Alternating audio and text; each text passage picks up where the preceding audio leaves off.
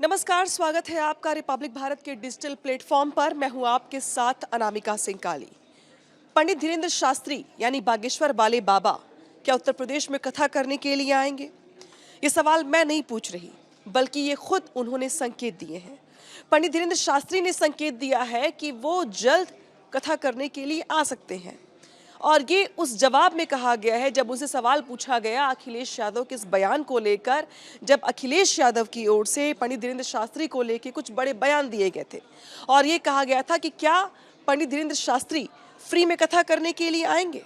अब उसके जवाब में बाबा बागेश्वर ने साफ साफ कहा है कि हाँ, क्यों नहीं आएंगे।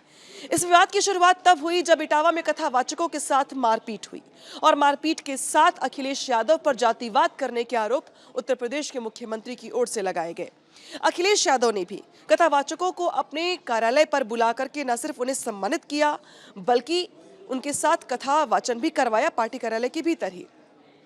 इसी के साथ अखिलेश यादव ने पीडीए का झंडा भी बुलंद किया और पीडीए को लेकर के बहुत सारी बातें कही, जिसको लेकर कहा जा रहा था कि दरअसल इसी के जरिए अखिलेश यादव 2027 के बयान के साथ चुनाव की पिच तैयार कर रही हैं। हालांकि बाद में मुख्यमंत्री योगी की ओर से इस घटना का संज्ञान लिया गया, दूसरे पक्ष की ओर से भी एफआईआर करवाई गई और जिन कथावाचकों के साथ मारपीट की गई थी उन पर डबल आधार कार्ड रखने यानी कि धोखाधड़ी करने का आरोप लगाते हुए एफआईआर करवाई गई। लेकिन इसी के साथ शुरू हो गया बयानबाजी का दौर। अखिलेश यादव के कथावाचकों को लेकर लिए गए स्टैंड के बाद पंडित धीरेन्द्र शास्त्री ने इस घटना को लेकर बड़ा बयान दिया। उनकी ओर से क्या कहा गया?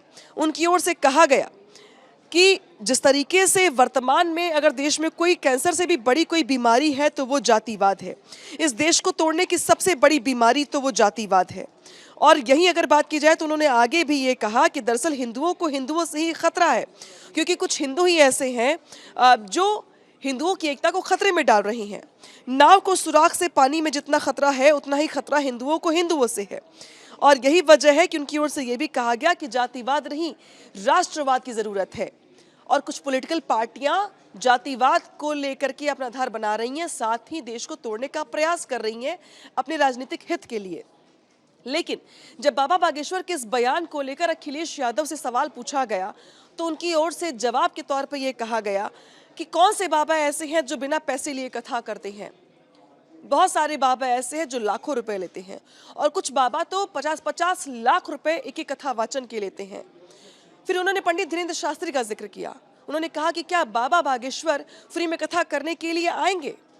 बस फिर क्या, अखिलेश यादव की इस चुनौती को लेकर बाबा बागेश्वर से रिपब्लिक ने सवाल पूछे और ये पूछा कि क्या अखिलेश यादव की इस चुनौती पर वो ये एक्सेप्ट करेंगे कि वो कथा करने के लिए फ्री में आएंगे। तो बाबा बागेश्वर ने कहा कि हाँ, क्यों नहीं आएंगे। यानी कि एक तरीके से अखिलेश यादव के इस बयान को बाबा बागेश्वर ने सिरे से खारिज कर दिया जब अखिलेश यादव की ओर से 50 लाख रुपए लेकर कथा वाचन करने के आरोप लगाए गए। तो क्या ये मान लिया जाए कि अब अखिलेश यादव और बाबा बागेश्वर के बीच बयानों का सीज फायर हो जाएगा? क्या ये भी मान लिया जाए कि बाबा बागेश्वर बहुत जल्द यूपी में फ्री में कथा करने के लिए आएंगे?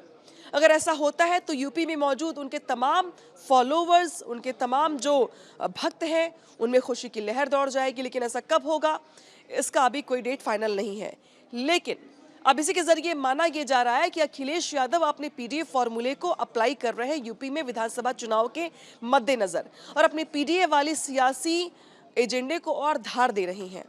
दूसरी ओर अखिलेश यादव की ओर से लगातार ऐसे मुद्दों को उठा करके ये प्रयास किया जा रहा है कि वो पीडीए यानी कि पिछड़ा दलित अल्पसंख्यक के मुद्दे पर बीजेपी सरकार को घेरे, साथ ही अपने वोट बैंक को मजबूत करे।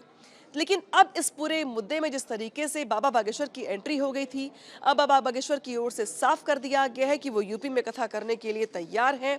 तो क्या जल्द यूपी में बाबा बागेश्वर की कथा करवाई जाएगी? इन सवालों पर रहेगी हमारी भी नजर। आप देखते रहिए रिपब्लिक भारत।